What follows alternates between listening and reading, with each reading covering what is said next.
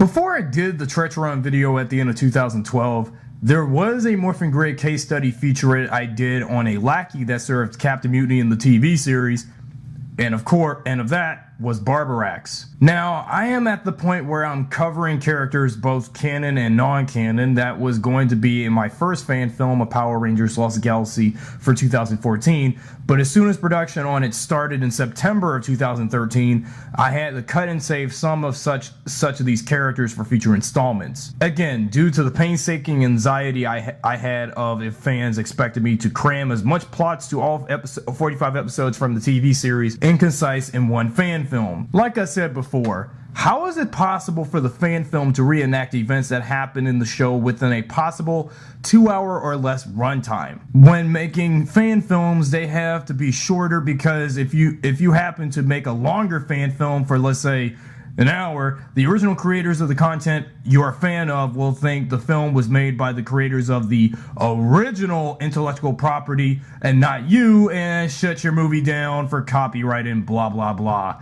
So I figured most fan films out there have to be at least shorter. Like let's say you are making a 23 to 25 minute fan film of Power Rangers or other fandom franchises like Star Wars and Batman.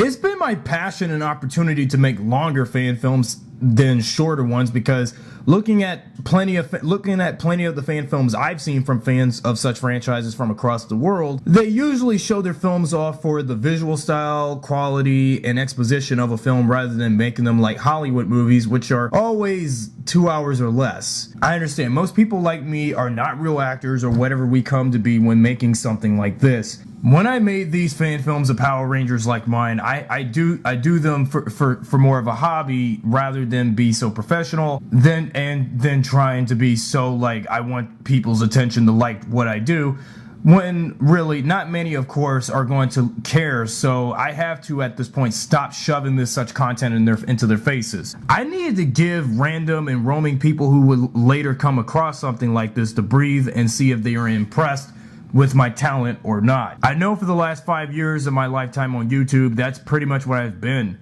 An attention-seeking man whore who's into a show about guys and girls in multicolored spandex fighting rubber-suited monsters, over-the-top gloaty villains, have giant robots, and blah blah blah, and making a fan film about that particular stupid kid show with guys in multicolored spandex fighting rubber-suited monsters, where the characters are cardboard cutouts with faces of already established and professional Hollywood talent, rather than a group of non-Hollywood star individuals who are just fans of something. I know I rage about this so much, but that's the truth. Of course, not everyone's going to be impressed with what I do with this hobby, but I have to come to realize I have been thrusting this kind of thing too hard on people, way too hard on people, and of that, this needs to stop. Of course, again, what I do with these fan films of Power Rangers Lost Galaxy, in this particular medium anyway, it's not going to win anyone over, so I have to understand what I do like this is not going to get me anywhere, but at least I am trying, but of course, I have been trying, I guess, way too hard. Enough of this constant gloating and complaining. Let's talk this guy from a Charlie Brown Ranger season that barely, like that bulky space pirate from the same series, is worth mentioning. Sorry for the inconvenience. I had to stall you know who for the case study archive. As much as I don't like space pirates, I have to do a Morphin grade case study on Captain Mutiny's loyal space android buddy and companion Barbarax. Even though I honestly don't like pirates that much, I have no choice but to bring up at least one pointless villain from a Power Ranger series I've been a fan of for over 18 years at this point. 13 if you count the original video of this when originally uploaded when I started this channel in 2012. The original version of this video, however, was originally 4 minutes short, because when really, what the hell is there to talk about this guy or his pirate boss from said Ranger season? Not much. When I seen the series, we've had bugs to start with earlier on, and then ever since when you know who started going through this intergalactic and pointless literal term of a galaxy, which is the name of said Ranger season based on and inspired by their powers, where their powers should have came from in the first place, rather than off a jungle-like planet that looks like something out of like Star Trek or something.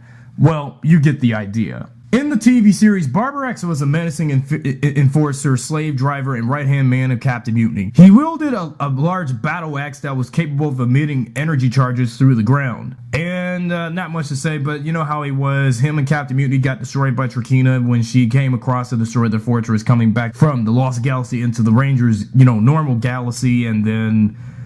yeah, not much to say about them. For those who may know wise about Power Rangers, the TV series, not the fan series stuff about it that I'm doing selfishly, Richard Epcar provided the voice of Barbarax in the series. Epcar, who you may know for doing voices in various dubbed anime series, has been one of the many long-known voice actors who have been in numerous Saban shows, including Power Rangers, such as VR Troopers and Big Bad Beetleborgs. Now, Barbarax is my least favorite villain from Power Rangers Lost Galaxy and Power Rangers as a whole. He, Captain Mutiny, and Hexubub were all pointless. The whole Terra Venture and the Lost Galaxy thing was pointless. The name of the season, now in retrospect, seems pointless, but still a great series. Still pointless and all over the place. Of course, he is based and adapted from the Gingaman villain Babatos, or Babatsu, or whatever his name was in the Sentai of the Space Pirates Ball Band. He carries an axe and as his battle weapon, has spikes all over his body, and is Barbarax supposed to be some sort of robotic bull with a Viking aesthetic bent in him or something? I don't get it. You see, it goes to show he and Mutiny's crew were forgettable and pointless later on, and throughout the course of Power Rangers history. The toy version of the character, back when Power Rangers Lost Galaxy had their toy line released, and as well as his packaging of him, labeled him as Space Android, while Captain Mutiny was labeled, like I stated earlier in the Villamax and Stingwinger videos, Space Buccaneer, but they could have called him Space Pirate instead. And to really think these two were the main villains in the series, when I remember having some to less toys of this Ranger series growing up, until I come to later see them on screen coming 36 episodes into the damn season later. Lame! Whatever. That wasn't really what I was expecting. I rather prefer the villains that we have been following the whole season from earlier on, rather than the Lost Galaxy Captain Mutiny villains we got later, which sadly served barely any purpose to the story of the series. They just somehow rushed in the guys for last minute and later got totally wasted at the end of their 7-episode tenure, which was 7 episodes before the finale. Barely any further backstory behind Barbarax or Captain Mutiny. Although, as much as I've been a fan of these Power Rangers for years, but hear me out.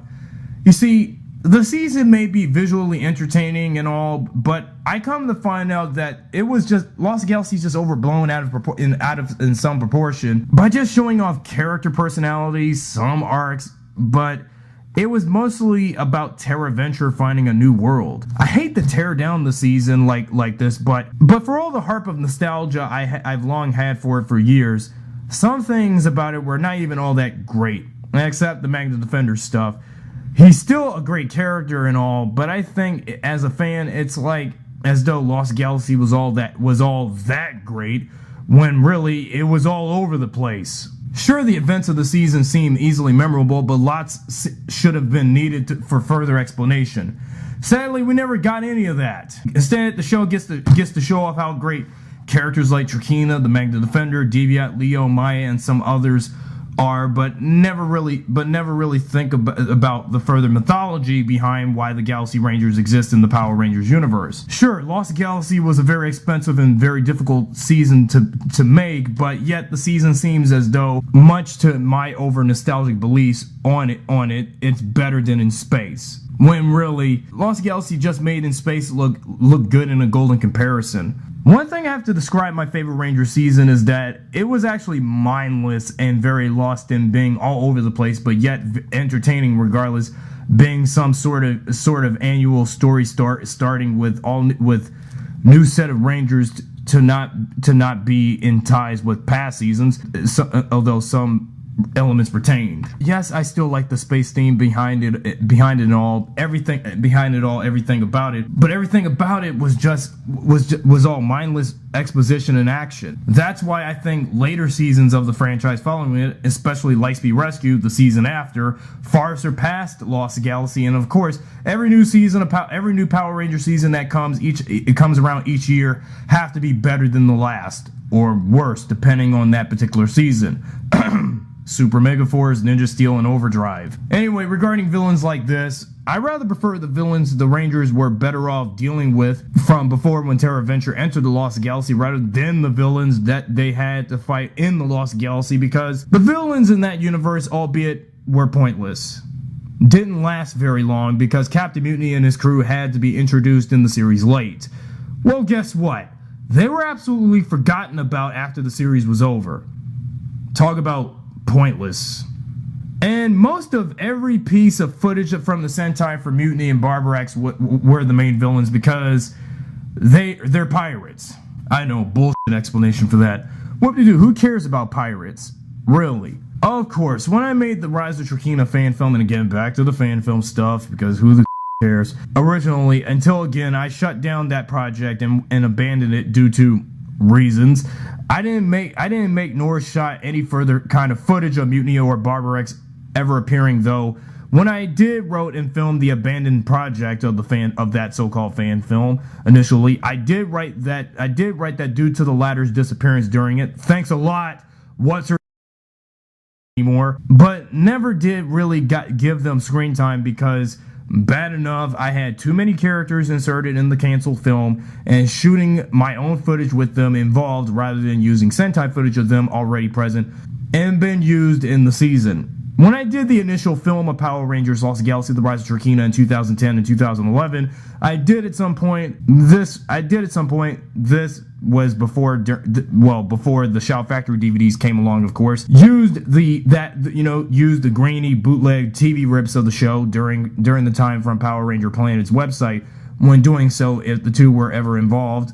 But again, what's the damn point having them in the first place? Never had the chance to do it because I was time and time again trying to get Trakina on screen for these films, and back in the initial film, due to, years after I made this video, I do have some intentions on Barbarax coming in for a possible Power Rangers Lost Galaxy 3, but the confirmation right now will soon be decided after I work on and finish my current one. Also, when I recorded the original video of when I recorded the original version of this video on December 21st, 2012, the day when I made it, I thought the world would come to an end at this point, until I come to find out that it was an absolute joke. Damn Mayan calendar! You lie to us all! After 2012, however, we're still here, though here I am, and even back then, struggling to find my place in the fandom and on YouTube. A new era has came in, and what comes next? Yeah, there's not much to say about it in this video. Well, to make it cut it short, I don't have anything else to say about Barbarax. He had no development as a villain, pointless, useless, and pathetic. Although I did want him to be in one of these fan films at this point, but again, like before, too many characters, so I had to cut some characters out and save them for potential installments. Same to be implied for Hexiba and Mutiny because they were also short-lived in the series. Why even bother? Sorry for such a frustrating re-record of this video, everyone. I'll try to be in a proper mood next time. And remember, what I said in the original versions of such videos, like these, need to be expanded upon with material I never got to say in statements because, well, again, this whole video was pointless. Because with a pointless villain from a pointless part of the season that just nobody cares about, with material I never got to say, and the statements I made back then were really controversial at its worst. Next, we meet for these Power Rangers Lost Galaxy fan film featurettes, archives, and re-release of each Morphin grade case study.